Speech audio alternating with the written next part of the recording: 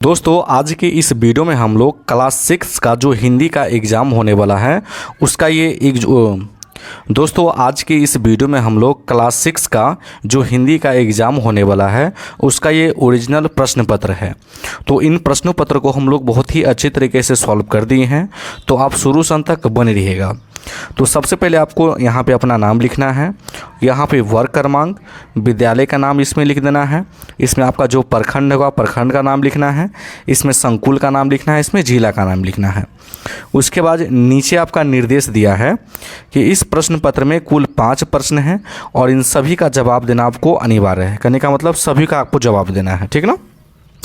तो सबसे पहले पहला सवाल है, कोष्टक में दिए गए शब्दों में से सही शब्द चुनकर रिक्त स्थानों को भरिए। और ये एक सवाल जो है बाबू आपका 2 नंबर का है और इसमें टोटल 5 प्रश्न दिए हुए हैं, ठीक ना। और ये टोटल 10 नंबर का है। देखिए बोला गया है कि हिमालय एक संज्ञा है।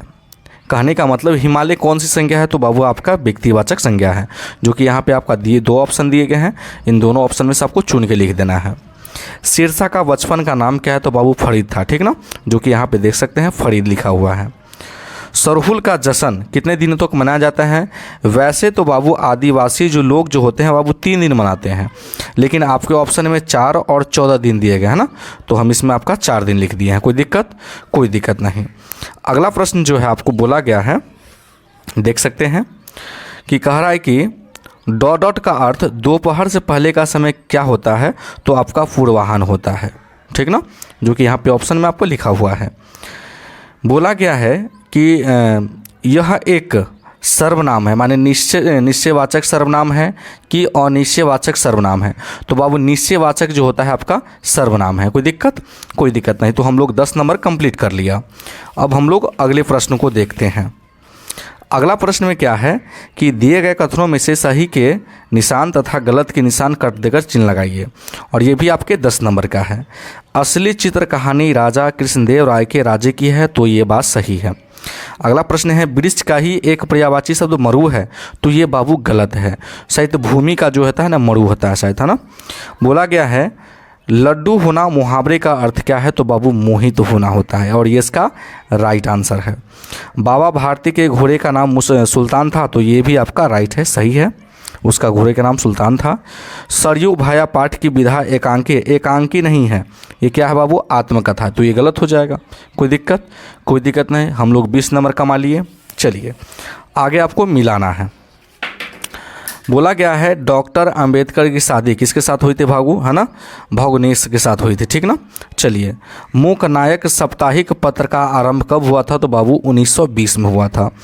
अफगानी शैली की वास्तुकला किससे संबंध है, तो बाबू शेरशाह का मकबरा से संबंध है।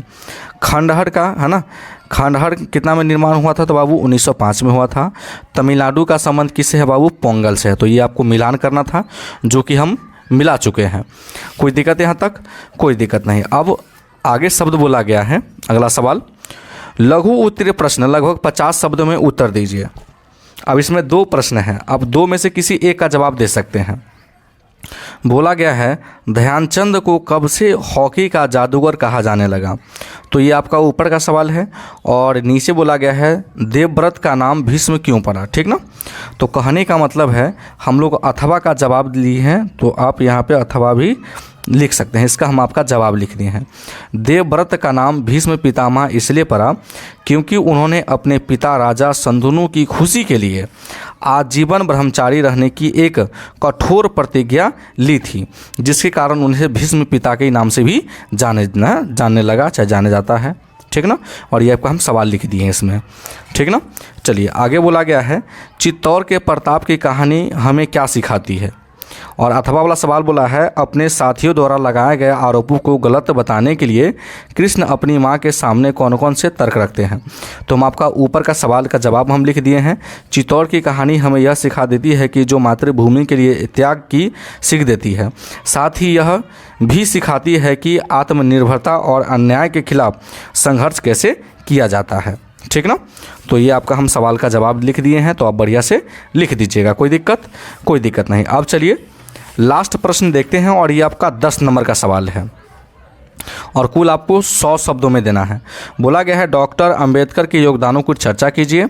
नीचे गया भूल गया क्यों इंसान सिर्फ कविता का सारांश अपनी भाषा में लिखे। तो हम लोग आप डॉक्टर भीमराव अंबेडकर के बारे में इसमें लिखे हैं। तो देख रहे हैं डॉक्टर भीमराव अंबेडकर, जिन्हें बाबा साहेब के नाम से भी जाना जाता है। यह एक महान समाज सुधारक थे।